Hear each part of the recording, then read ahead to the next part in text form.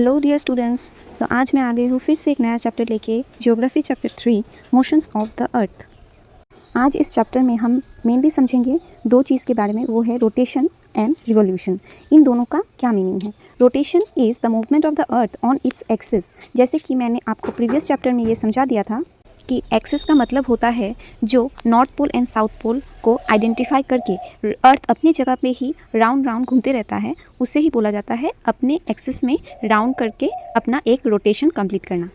Similarly the movement of the earth around the sun in a fixed path और orbit is called revolution.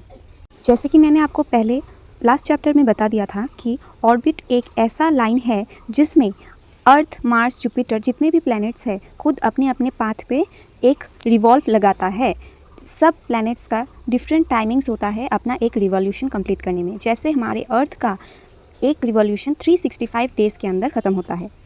Axis एक imaginary line है जो कि 66 half degree बनाता है अपने ऑर्बिटल प्लेन के साथ, उसी को ऑर्बिटल प्लेन बोला जाता है।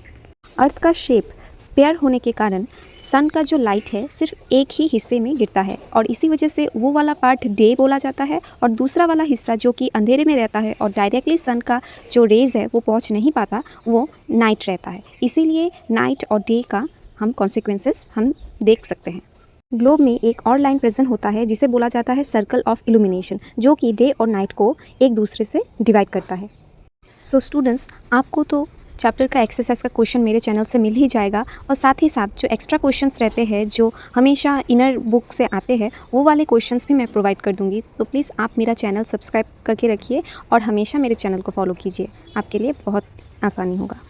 इस पिक्चर के थ्रू आपको समझ आ ही रहा होगा कि सन का जो रेज है वो कैसे हमारे अर्थ पे फॉल करता है और क्यों डे और नाइट का कॉन्सिक्वेंसेस हमें देखने को मिलता है। और एक जो रोटेशन होता है उस रोटेशन को हम 1 अर्थ डे भी कहते हैं।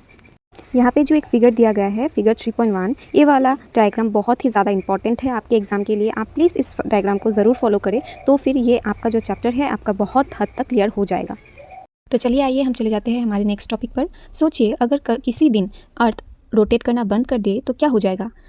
ये होगा कि सन के तरफ हमेशा अर्थ अपना एक साइड दिखाएगा और उसी साइड को हमेशा डे टाइम फेस करना पड़ेगा और बाकी जो दूसरा साइड है वो हमेशा ही डार्कनेस में रह जाएगा और ये फ्रीजिंग कोल्ड हो जाएगा।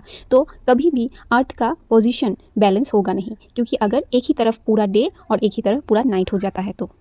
और क्या आपको सबसे मज़ेदार फैक्ट पता है, हमारा ही इंडिया का एक एस्ट्रोनॉमर, उनका नाम था आर्यभट्टा, उन्होंने ही सबसे पहले बोला था कि अर्थ राउंड है और वो अपने खुद के एक्सिस में घूमता है। अब देखिए, आपको तो कितने टाइम से यही पता है कि एक रिवॉल्यूशन में 365 डेज़ होते हैं, पर और एक फैक्ट है कि 365 डेज़ और 1/4 डे होता है और उसको हम कभी भी काउंट नहीं करते। और जब वो 1/4 डे पूरा 24 घंटे हो जाता है, उस 6 आवर्स को मिला के जब 24 आवर्स हो जाता है, वो 4 साल में एक ही बार होता है। उसी को हम काउंट करके 366 डेज़ बना देते हैं और उसी को हम लीप ईयर भी कहते हैं। सो स्टूडेंट्स, प्लीज़ आप लोग फिगर 3.3 देखिए। यहाँ पे revolution of earth and seasons को समझाया गया है। ऊपर और नीचे जो 2 अर्थ बनाया गया है वो होता है इक्विनॉक्स, जो कि 21 मार्च और 23 सितंबर को आता है। इक्विनॉक्स के दौरान दोनों ही डे और नाइट एकदम इक्वल हो जाता है, इसीलिए इसको इक्विनॉक्स भी बोला जाता है। और जो दूसरे 2 अर्थ बने हैं इनको विंटर सोलिस्टाइस और समर सोलिस्टाइस कहते हैं। इसे क्यों ये कहा जाता है हम पढ़ेंगे नेक्स्ट पार्ट में। तो स्टूडेंट्स, हम फिगर 3.3 से ये समझते हैं कि हमारा जो अर्थ है वो राउंड जो जाता है सन का, वो इलिप्टिकल ऑर्बिट के अराउंड ही जाता है। इसका आंसर हमेशा होगा इलिप्टिकल ऑर्बिट। जैसे कि स्टूडेंट्स, आप लोगों ने क्लास 3 में ही पढ़ लिया था कि हमारा जो सीजन्स है वो 4 भाग में डिवाइड किया गया है, समर, विंटर, स्प्रिंग, ऑटम।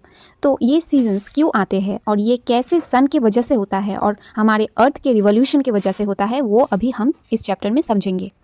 तो चलिए आइए हम इस डायग्राम के थ्रू इस चैप्टर को समझते हैं कि इस टॉपिक में हमें क्या बोला गया है।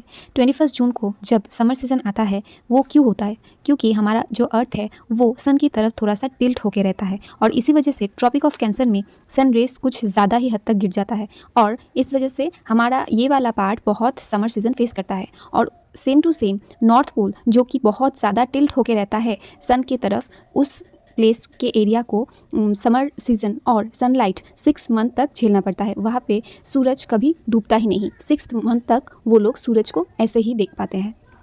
The longest day and the shortest night कब होता है? 21 जून को, और उसी डे को हम समर सोलिस्टाइस भी कहते हैं। तो होप सो आप लोगों को ये टॉपिक अच्छे से क्लियर हो गया है। On 22nd December, the tropic of Capricorn received direct rays on sun on the south pole tilts towards it। और 22nd दिसंबर को क्या होता है? ट्रॉपिक ऑफ कैप्रिकॉर्न में ज़्यादा हीट पड़ता है और डायरेक्ट जो रेज है वो साउथ पोल में बहुत ज़्यादा होता है, क्योंकि ये अभी साउथ पोल की तरफ हमारा अर्थ थोड़ा टिल्ट होके रहता है, और वो वाला जो एरिया है उसका डिग्री है 23.5 डिग्री साउथ।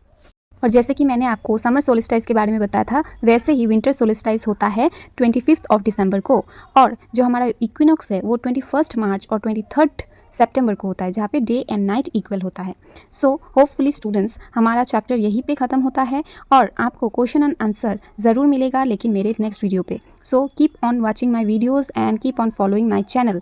मेरे चैनल पे मैं NCERT सोशल साइंस को एक्सप्लेन भी करती हूँ और सारे नोट्स भी देती हूँ, और आपको बने रहना है मेरे चैनल के साथ। Thanks for watching my videos and please support me. Thank you guys, bye bye.